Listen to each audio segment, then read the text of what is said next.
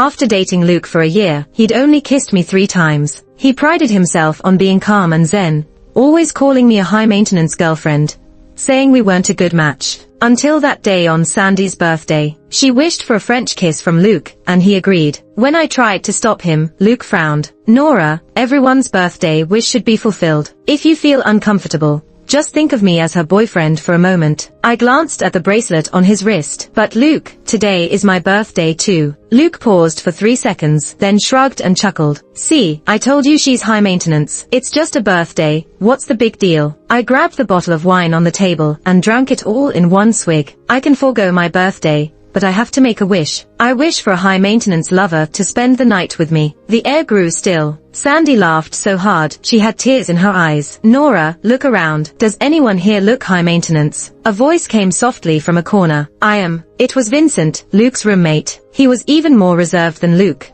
barely speaking a word in front of girls. Yet, he was the school's most coveted guy because he was very handsome. I always suspected Luke's aloof persona was inspired by Vincent. Vincent lounged on the sofa, twirling a bottle cap in his long fingers, and looked at me. His eyes were calm under his tousled hair, giving nothing away. Sandy's laugh froze on her face. Vincent, don't mess with Nora. Everyone knows you're as cold as an AC unit. You, a high-maintenance boyfriend. Who'd believe that? The crowd chuckled. Only Vincent didn't. He looked at me and raised his hand. Wanna try? Try. I stood there speechless. I had only said that to spite Luke. I never thought Vincent would step up. Even worse, I became a laughingstock again. Their mocking faces and the alcohol quickly got to me. I put my hand in his. All right. Behind me, as if to spite me, Luke pulled Sandy close. Let's begin. Next second, they were locked in a passionate kiss. The sound of their lips and tongues was unbearable. This was something that never happened between me and Luke. After a year, he'd only kissed me 3 times. First on my hand, then my forehead. The last time was when I bought him that expensive bracelet. He pecked my cheek so fleetingly it lasted less than a second. Watching them kiss so passionately, with Sandy's hand sneaking under Luke's shirt, it was too much. Suddenly, a warm hand covered my teary eyes. The slight roughness and the scent of ebony wood were comforting. Vincent's raspy voice sounded next to my ear. Don't look. We'll have our turn later. Blinded, he led me out. One of Luke's other roommates cursed. Vincent, seriously, Nora is Luke's girlfriend. Vincent stopped and nodded towards the entwined figures of Luke and Sandy. You didn't stop Sandy when she kissed Luke, and now you're all concerned. I glared at him too. Mind your business. Vincent chuckled,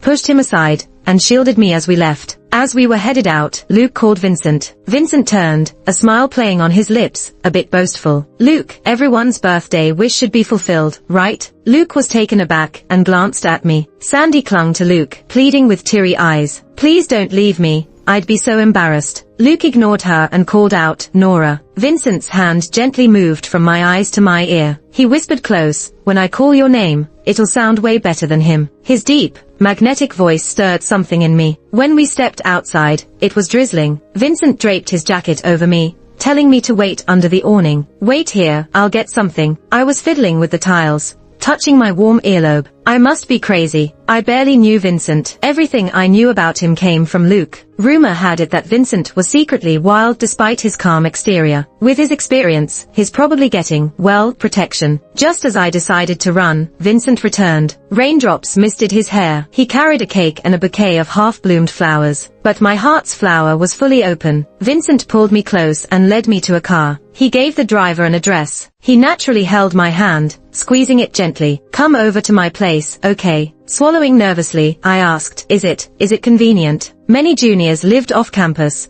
but Luke never invited me to his place. I hinted several times wanting to visit. He bluntly told me that sex was too pure and sacred, and he won't have any physical contact before marriage. So I assumed Vincent, being even more reserved, wouldn't want a girl in his place. Convenient. If you want, you can come over anytime. His warm, humid breath matched my restless heart. I pulled the jacket tighter, revealing a bit of my shoulder to cool off. When Luke brought me out tonight, I thought it was for my birthday. I wore a low-cut black dress, did my makeup nicely, but I was naive. Feeling hot? Vincent asked. I nodded. Instead of taking off the jacket, he adjusted it back and told the driver to turn up the AC. His fingers brushed my earlobe. The cool air seemed to stretch. Those silk threads formed a web, infusing Vincent's pleasant ebony scent into my skin, and seeping into my body. A shrill ringing pulled me back to reality. Vincent's phone was ringing. He answered. Through the noisy background, a male voice pierced my ears. Vincent, listen to me. Nora drank the wrong drink. She took the one Luke prepared for Sandy. Vincent paused for a couple of seconds. I got it, he replied coldly. I think I understood. Even if Sandy didn't make the first move tonight, Luke would have. He was so afraid Sandy might say no that he already spiked the drink. Vincent hung up, pressing his palm against my forehead. Nora, tell me, where do you feel uncomfortable? His voice was so gentle it made me want to cry. I pouted and squinted my eyes, leaning closer to Vincent's face. My nose lightly brushed his cheek. Really hot. My heart's racing. And Vincent, you smell so good. I can't remember how we made it up the stairs. When I came to, I already had his t-shirt pulled up quite a bit. The cake and flowers were left neglected, lonely on the shoe cabinet by the door. He was sitting on the couch, and I was on his lap. The light from outside highlighted the defined lines of his abs. My fingers traced along those lines. Vincent, I heard it. I drank the spiked drink. So if I don't do it with you, I'll die, right? His muscles twitched, eyes darkening. Right? My fingers slowly moved downward, reaching for his sweatpants drawstring. He suddenly grabbed my hand. It startled me and I pressed the wrong spot. I licked my lips, my mind a muddled mess. Vincent gently pinched my chin. Nora, are you sure? Little flames ignited in my body, hormones bursting like fireworks. I knew what I wanted, just like a fish needs water. My palm stayed on Vincent. With a sob in my voice, I begged him. Vincent, I'm poisoned, please, help me. He didn't say another word. He grabbed my waist firmly, lifting me up. One hand cradled my back, while the other supported me, carrying me to the bed. The off-shoulder dress had already slipped off, and he tore off his t-shirt, reaching for the dress zipper. He'd only pulled it halfway down, when his phone started ringing like crazy again. Vincent couldn't help but curse as he got up to answer. I took a deep breath and fully unzipped the black dress. The dress slid down my legs, and I slipped under the sheets like a fish. The voice of the guy from before was shrill in the silent room. Vincent, false alarm. William drank it. William, why are you licking my fingers? You sick or something? I'm straight, damn it. You got drool on my pants. Vincent turned off his phone. My hand reached for the black dress. I wanted to die right now. Is that even possible? I've never been this humiliated. I can't face this. Vincent sighed deeply. He grabbed my hand reaching for the dress. Think you can light a fire and then run away? My face was burning, almost burying itself in my chest. I didn't drink that. I'm not poisoned. He chuckled lightly. I was even more embarrassed. He rubbed my earlobe with his fingers. So what? You want me? I want you. Isn't that enough? I suddenly looked up. You're not just going along with me. No, I've wanted you for a while. But he didn't give me time to think. He turned off my phone, soothing each of my restless cells with his lips and tongue. Nora, don't rush. Take it slow. Nora, do you like this? No one would have guessed the school's most stoic, unattainable guy could be like this. But as he said, it really was nice hearing him call my name. I liked it a lot. What now? I melted into his ebony scent. He scooped me up and took me to the bathroom, washed, dried, and then carried me back to the bedroom. Then he went to shower himself. I was too embarrassed to open my eyes the whole time, only daring to look around once his scent faded and the bathroom filled with the sound of running water. I checked my phone. A bunch of missed call notifications were there, all from my roommate, Yolanda. None from Luke. I opened Instagram. Luke's profile was quiet, but there were dozens of unread messages from Yolanda. I checked the first one. Nora, what's going on? Yolanda had sent 3 pictures. They were selfies of Sandy. Each shot had Luke's mark, especially the last one. Sandy had her naked shoulder pressed against a guy's palm. The guy was wearing a Buddha bead bracelet on his wrist. It was made of agar wood, with 108 beads. I had Yolanda, whose family is in that business, buy it for over 3,000. I wore gloves to hold the beads for 3 months.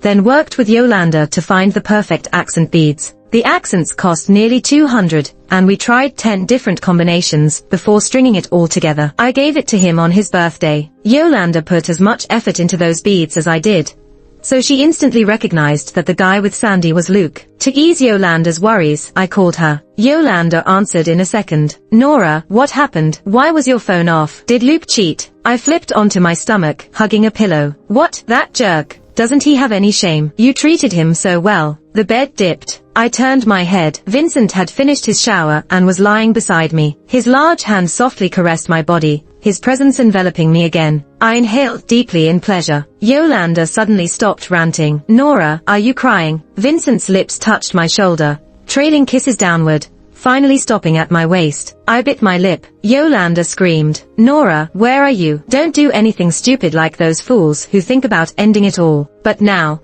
I really am about to die. Seeing that I wasn't responding, Yolanda got more scared. Nora, it's not worth it for some jerk. I'll even give you my boyfriend. I forced myself to stay calm. Yolanda, you don't have a boyfriend. Yolanda paused for a couple of seconds. I'll get one eventually. Anyway, don't do anything dumb. Vincent turned me over. He gently patted my waist. Relax. His hot breath left me weak. I weakly spoke into the phone, already doing something dumb. What? Yolanda probably jumped on the other end of the call. She cried, Nora, where are you? What are you doing? What? Doing what? Yolanda gasped. She paused for 5 or 6 seconds, stammering, really? Then, Nora, are you happy? Yolanda quickly hung up. Vincent's deep voice sounded. Nora, say it again. I want to hear it. What are we doing? When I opened my eyes again, it was 9 o'clock. Oh no. I have class in the morning. I grabbed my phone. At the top, a quiet message from Luke appeared. I want fried dough sticks for breakfast. Whenever we had a fight, he'd just act like nothing happened and send me messages asking for stuff. And I'd always weakly go along with it, letting things slide. I suddenly felt fed up. I blocked him and saw an Instagram post from Yolanda. Take your time, don't rush. I'll cover your class this morning. I breathed a sigh of relief, snapped back to reality. I heard noises from the kitchen and smelled coffee. I tiptoed to wash up. As I stepped out, I bumped into Vincent waiting by the door. He cupped my wandering gaze. Like a cat. Didn't hear a thing. Thought you'd run away. He led me to the dining table and handed me a cup of coffee. It tasted great. There's a basketball game at 4. Want to come watch? I shot him a quick look. Back in the dorm, Yolanda climbed onto my bed. She pointed at the marks on my neck and chest, looking as happy as a puppy spotting a bone. Nora, did you really? I smiled without a word. She was ecstatic. Nora, did you get a good look? What was it like? I fumbled through a description. Yolanda jumped off the bed and ran out. I asked where she was going. To buy sausages. Reaching the stadium with Yolanda, there were still 15 minutes to the game. I wore a hoodie, zipped up to hide the hickeys on my neck. Vincent was warming up. Seeing my outfit, he smirked and sank a beautiful three-pointer. As he jumped, his slender waist showed. The girls around squealed. I remembered last night. My face burned. Luke spotted me from the court. He hesitated, then suddenly ran towards me, slipping his Buddhist beads off his wrist as he ran. He handed me the beads and said to keep them, not forgetting to scold me. How did you know about my game? No heads up or anything. Then he jogged back to the court, throwing a challenging look at Vincent. Luke never interacted with me in public. Today, he was clearly staking a claim against Vincent. Vincent ignored Luke, waved at me, and focused seriously on the game. I handed the beads to Yolanda, thinking about how to get them back. He handed them over himself. Yolanda stuffed the beads into her pocket. It's a bit unlucky, being worn by that jerk. I'll clean them up and have my dad get them blessed again. Worth thousands. No way am I leaving those for a jerk. The whistle blew. Vincent and Luke's team dominated the first half. A dozen girls swarmed around Vincent with water bottles. Sandy also held one out for Luke. Luke refused Sandy's water. He walked towards me. Seeing I didn't offer water first, he casually asked, "Did you take photos? Let me see." I handed him my phone without hesitation. The phone's gallery was full of a guy spinning, jumping, flicking his wrist, shooting. Every bead of sweat sparkled in my lens. Over 100 shots, all of Vincent. Luke's face darkened instantly. Nora, just because I hung out with Sandy for her birthday, you're overreacting. I smiled. It's over because we are. Remember, we're done. By the way, Vincent is really passionate. I squinted, savoring his amazing. I stood up and grabbed a water bottle, heading towards Vincent. Vincent rejected the other girls, took my water, and ruffled my hair with a smile. The girls covered their mouths, both surprised and disappointed. Luke's jaw tightened in anger. Sandy awkwardly approached. "Oh, Nora, you two look so close. Did you really sleep together last night?" Luke's face turned green. "Sandy, shut up." Realizing she embarrassed Luke, Sandy desperately tried to fix it. "Senior, I was with you last night first.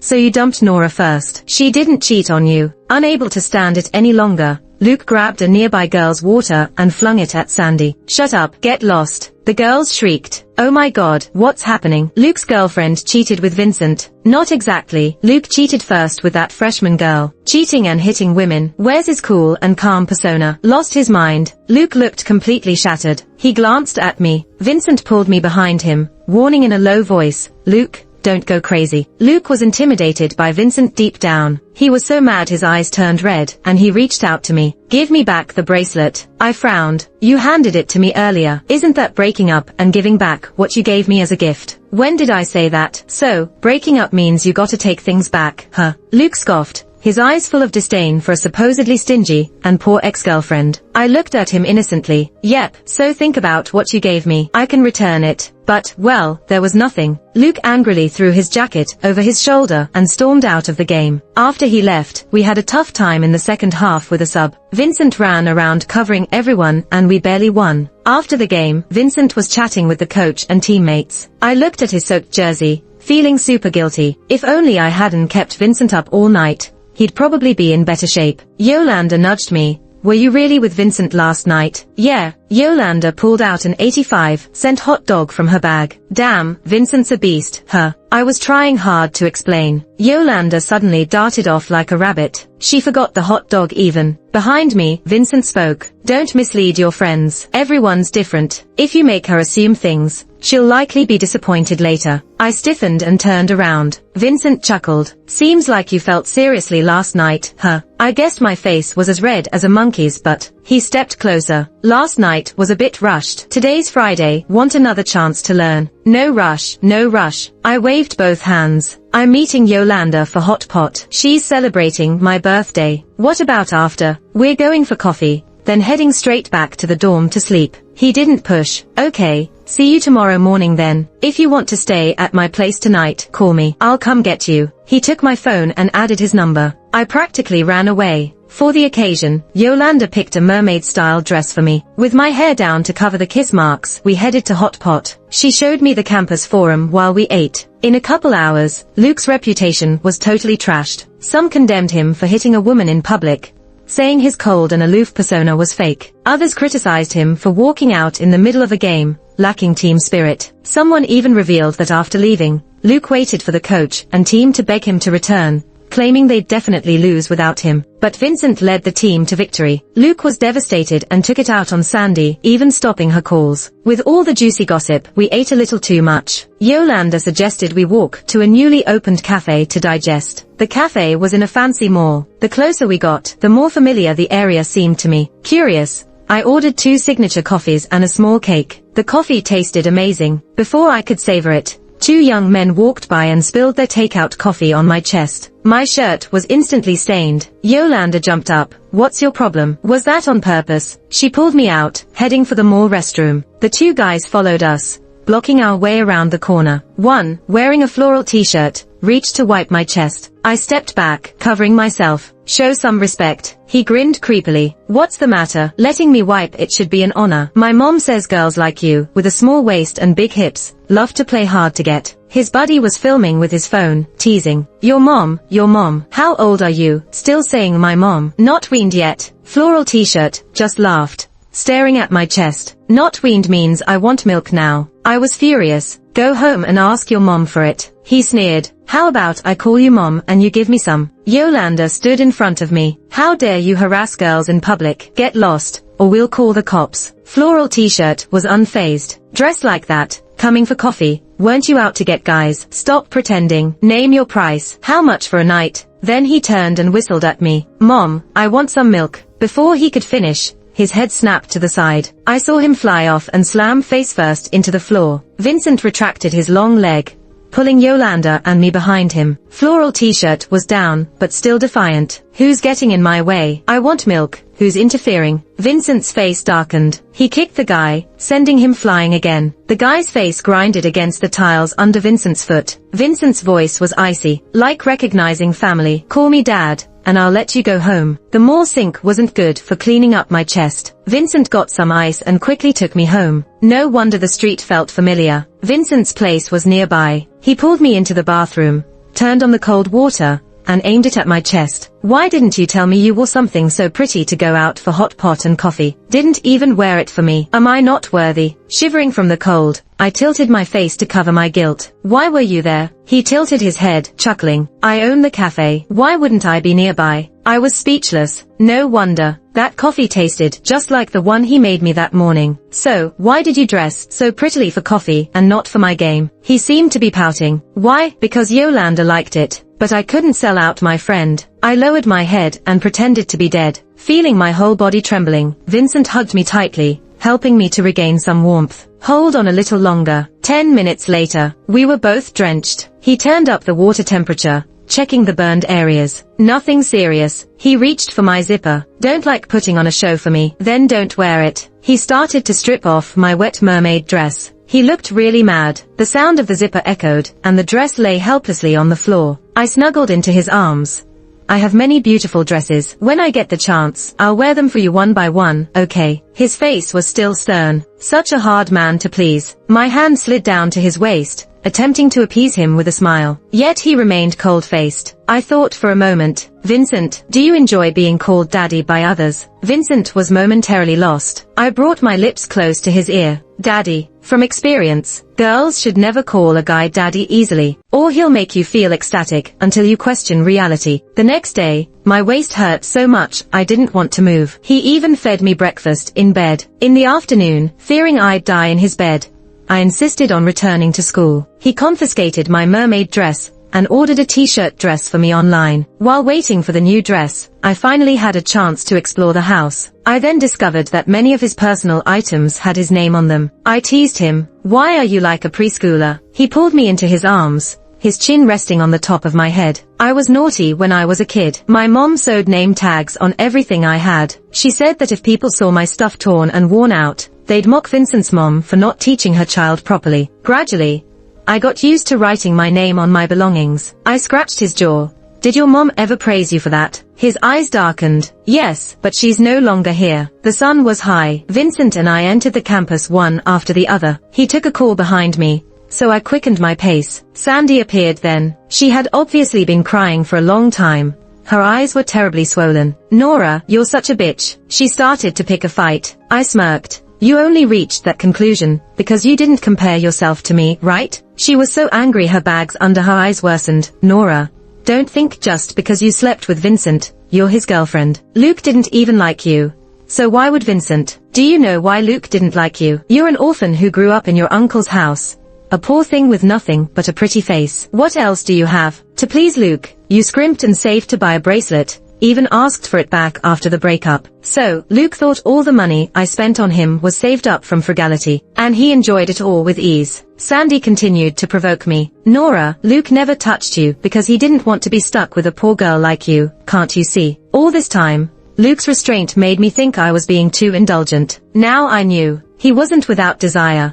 He just repressed it, because he was dating a poor girlfriend. I ground my teeth. So, Sandy, do you think you're Luke's girlfriend now? Yolanda sent me the latest news this morning. Luke had been looking for me in the dormitory a few times and even blocked Sandy. Sandy flashed her pointed little tiger teeth. Nora, even if I'm not his girlfriend yet, you aren't either. Do you think Luke really wants to get back together with you? He's just not resigned to the breakup. I burst out laughing. We already broke up, and now he's not giving up. Sandy, if you put it that way, Luke sounds pretty scummy. You two make a good match. Sandy couldn't hold her temper. You're the scum. Flaunting your chest, spreading your legs, seducing men everywhere. Luke gave you face by calling you high maintenance. But wasn't he just saying you're cheap? She swung her handbag, aiming to hit me. Halfway, someone grabbed her wrist. Vincent, full of impatience, gave her a gentle push. Sandy staggered back, landing on her butt. Didn't brush your teeth this morning, huh? Your mouth stinks. Vincent shielded me, giving Sandy a cold look. If you can't afford toothpaste,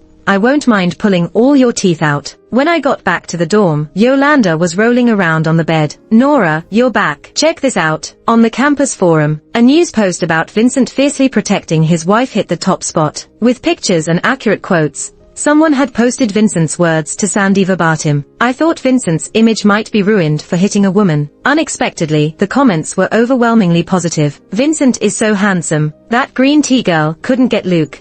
So now she wants to stir things up. Look at her resentful little eyes. Does she also have a crush on Vincent? Yolanda was watching obsessively and would occasionally fuel the fire. Chuckling, I changed into my pajamas and looked for a hair tie in the drawer. As I rummaged, a phone slipped out. My smile disappeared. It was this phone that brought Luke and me together. After military training in freshman year, Yolanda and I went to the cafeteria for a meal. We were chatting excitedly and accidentally bumped into someone. That someone was Luke. His phone fell to the ground, and the screen shattered, making it unusable. I apologized profusely, left the broken phone, and bought a new model of the same brand to his dorm. After that, we gradually got to know each other and became lovers. Rubbing the phone, I noticed the SpongeBob sticker on the back was peeling. I pressed it down with my hand. At that moment, Luke called Yolanda, asking if I had returned. Yolanda huffed, no, she's not back. If you keep pestering me, I'll block you too. I grabbed the phone. Luke, wait for me downstairs at the dorm. When Luke saw me, he eagerly came over. Nora, I've blocked Sandy. I won't contact her again. Can we get back together? This was the first time Luke showed weakness to me. Without his bracelet, his bare wrist looked particularly awkward. I pushed him away. I've slept with Vincent. Does that bother you? His face went stiff. That's impossible. Why not, Luke? The world is all about balance. You satisfy other girls, so naturally, other guys will help satisfy your girl, right? He gritted his teeth. I don't mind. I just want you back. I scoffed. Is it because you slept with Sandy too?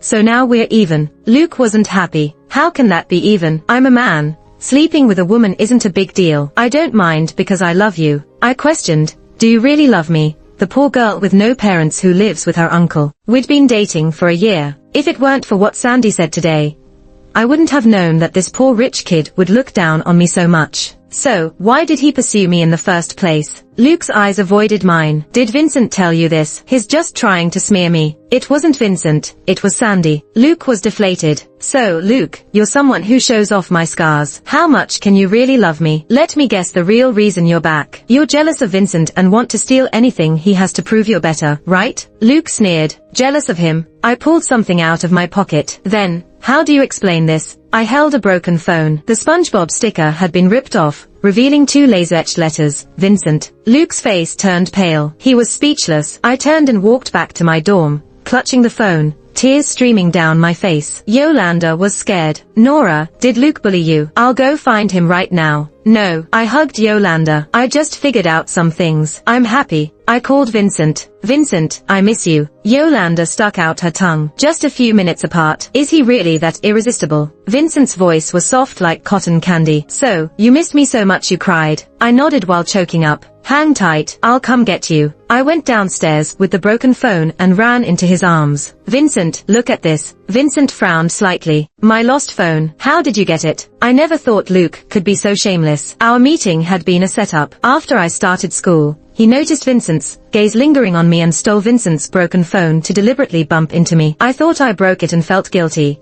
so I bought Luke a new one. At his request, I even went to his dorm, making Vincent think I was pursuing Luke to impress. Knowing Luke, every day he probably got a kick out of using Vincent's stuff to win me over. I kissed Vincent's neck, repeatedly apologizing. I'm sorry.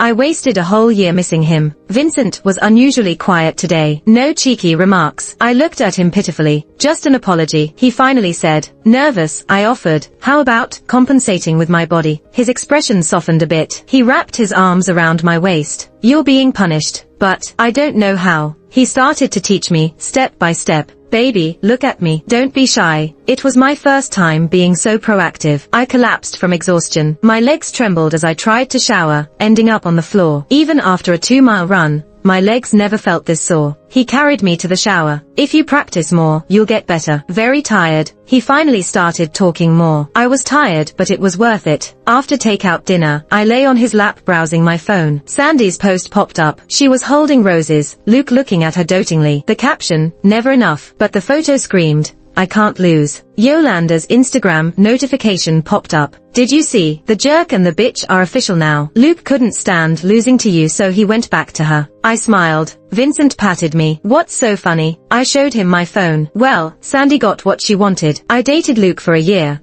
and he never posted about me or let me post on Twitter. He said it was childish. Vincent handed my phone back. It is pretty childish. I felt a bit down. Vincent suddenly leaned in and kissed me. He took photos of us kissing and fiddled with his phone. I clung to his neck. He wouldn't let me see. Want to see? Add me on Instagram. I'll send it to you. I realized we hadn't added each other on Instagram this whole time. I pinned his Instagram, and he sent me the photo, and a series of numbers. I looked at him puzzled. The door code, he said casually. My heart burst with joy as I checked his Twitter. He had just posted a 9-picture grid. Under warm lights, he kissed me, his lashes like bird feathers, so captivating. The caption was the oldest one in the book. I love you. I jumped up suddenly. Vincent, didn't you say it's childish? Then why are you posting it? He scoffed. So what if it's childish? His hand slid around my waist. Nora, wanna be childish with me? If you don't like these pictures and want to take others, I can cooperate. Sandy's happiness lasted only 2 days. On Monday,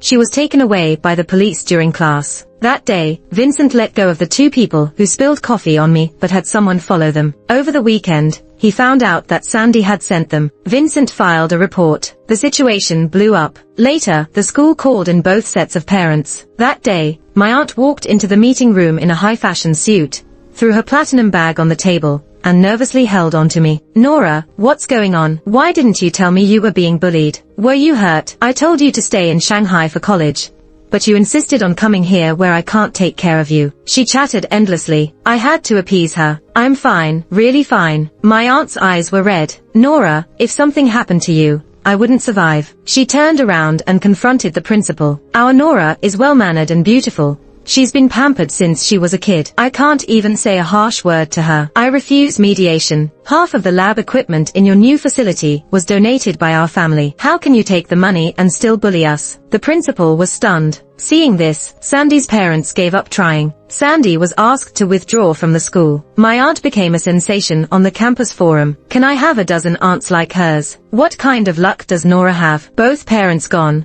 and yet her aunt protects her so fiercely. I heard Nora's uncle is super rich and owns a medical equipment company. Nora owns 30% of the company. Suddenly, Vincent seems unworthy of her. That's nonsense. An insider revealed that Vincent's family is in real estate. I put down the phone and scratched Vincent's chin. I heard that not only is the cafe yours, but also the mall. Yes, they are mine. My dad said they are for my future wife. I hugged a pillow, squinting in pleasure. Vincent, was life tough for you after your mom passed away? No, my dad stayed devoted. After she died, he never remarried. Later, when I was in college, I introduced my high school teacher to him, because I didn't want him to be lonely. They both love me very much. Life may be full of drama, but Vincent and I are lucky. We have families who love us dearly, even if they're not our birth parents. Luke came to see me. Nora, I didn't know Sandy would be so vicious. I smiled. She did it to get your attention. Sandy had confessed that she orchestrated the coffee incident to take pictures for Luke, to show my true colors, and make him give up on me completely. Besides, she'd been punished. I didn't want to dwell on it. Luke looked desolate. Nora, I was wrong. Deep down, I have always loved you. I just didn't know how to express it. So annoying. Typical scumbag remorse speech. Yolanda had collected and organized enough of these that I'd memorized them 100 times. I tried to keep a polite smile. When you said we were incompatible, you claimed to be a cold Buddha type, and I was a high-maintenance girlfriend. I didn't agree then, but now, I think you were right. I am a high-maintenance girlfriend, and you don't know how to express yourself. So I found someone who does. Not just expressive. Thinking about the previous night, my ears turned red. I'd even fallen for this talkative brute fictional trope. I drifted off for a bit. Luke's words brought me back. Nora, Vincent might not truly love you. You always say I'm jealous of him and want to get you back. But have you thought about whether he's jealous of me and snatched you away? Really? I responded slowly. Jealous of you? What's there to be jealous of? Jealous because you're shorter, uglier, have worse grades. Before I could continue, Luke gritted his teeth. Nora, after we had a relationship, does it feel good to disgust me like this? We never even kissed, and you call that a relationship? Our encounter was nothing but a scheme. I don't acknowledge we ever dated. Finished. Luke, don't bother me again. Leave yourself some dignity. I hurried off to Vincent's place. After being annoyed by Luke for so long, I nearly forgot Vincent wanted me home early tonight. I couldn't even get out of bed. To conserve energy, I gently nudged him, pointed to the box on the nightstand. Yolanda sent it over. Help me open it. Vincent pulled out a string of amber beads. Large chicken fat yellow. It fit perfectly on him. I opened Instagram and just thanked her. Yolanda sent me a crying emoji. Nora, I'm in a relationship, but why does my boyfriend seem so inferior to Vincent? During the summer, I stayed with Vincent to prepare for graduate school, studied in the library by day, shamelessly cuddled at night. Ever since Auntie met Vincent, she'd been pushing for marriage, and she only FaceTimed Vincent. Nora, you can get married in college, even have kids. Why don't you have one first? I'll take care of it. It won't disrupt your studies. My face turned red. Auntie, stop it. Why don't you urge my cousins? They don't even answer my calls. I can't urge them. Auntie's video call was interrupted by another call. Vincent answered, his expression turning serious. Luke had been arrested. He was caught hosting an orgy in his rental apartment and was reported. The police detained 5 people, 2 escort girls, Luke, and 2 of Luke's classmates. The call to Vincent was made by William. He's the one who accidentally drank the spiked beer last time. They needed money for bail to get 3 people out, and also wanted to negotiate to avoid a criminal record. After some thought, they figured only Vincent could handle it. Luke was too embarrassed to call, so William had to. I never expected to see Luke again. He was in such a disgraceful state. I thought back to the days we spent together. He never allowed me to visit his rental apartment, claiming he opposed premarital sex. He said he had a spiritual cleanliness obsession and would never accept intimate contact with any woman other than his wife. He said his bed was very clean, and that his gaming buddies were absolutely not allowed to touch it. How funny. Now I know what kind of game they were playing. Vincent paid the money, signed the papers, and picked them up. Luke walked quickly ahead, leaving us far behind. William complained about being hungry and asked Vincent to take them for a meal. He also grumbled, "We've done this plenty of times before without issues. Our luck really sucks this time." William suspected the landlord reported them out of revenge, because Luke had tried to flirt with the landlord's wife to save on rent. I felt a heavy weight in my chest. I really wanted to thank Luke for not touching me. Epilogue. When the new school term started, Luke didn't come. Rumor had it he wasn't planning to take the grad school exam,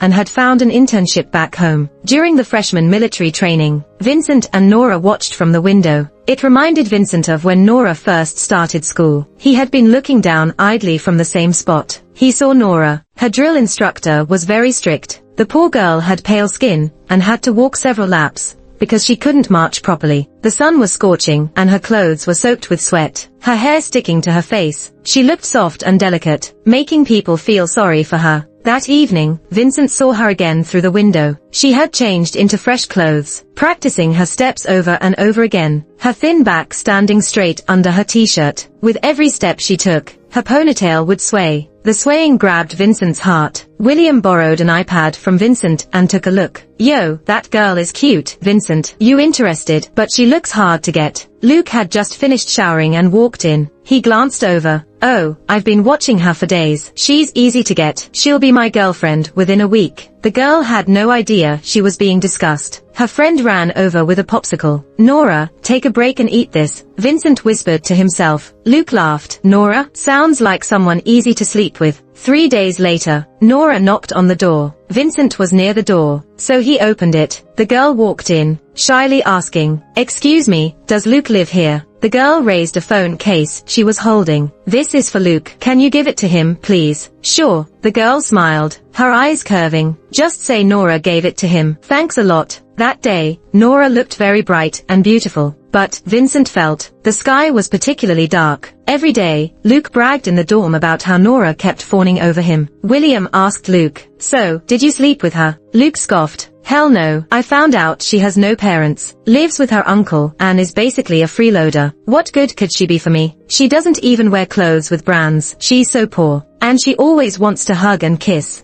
So needy. Why would I give in to that? A girl like her, you kiss her once and she's stuck to you forever. I don't want to be her charity case." That evening during a basketball game, Vincent played Luke hard. Luke didn't make a single shot. The next day, Vincent's dad called saying a mall he owned was up and asked if Vincent wanted to try starting a store there. Vincent, who hadn't been interested in business, agreed. He moved straight from the dorm to an apartment near the mall. Later, Vincent realized an old phone of his was missing. He thought he had lost it during the move. He felt bad about it for days. It was his mom's favorite brand. It even had stickers she bought him when he was a kid. Vincent stayed for his grad school at the same university. He could have gone to a better school, but he couldn't leave Nora. His girl liked to sleep in his arms, loved every toy he gifted her. Recently, the girl had become more daring. She discovered new ways to have fun, setting ice cubes and warm honey water by the bed. Vincent was so tempted, he almost forgot everything else. So, tell me, where did you learn this? The girl, lost in the moment, didn't even guard herself. Yolanda has a boyfriend now, she taught me. The one whose stuff costs less than $5. Nora turned over in his arms. Yeah, cheap but lots of variety. And I don't have variety. Vincent pulled Nora up. Look around this room, every piece of furniture, every corner. Do I not have variety? Nora clung to him, begging for mercy. You have the most, you have the most. Vincent pushed her down into the sofa,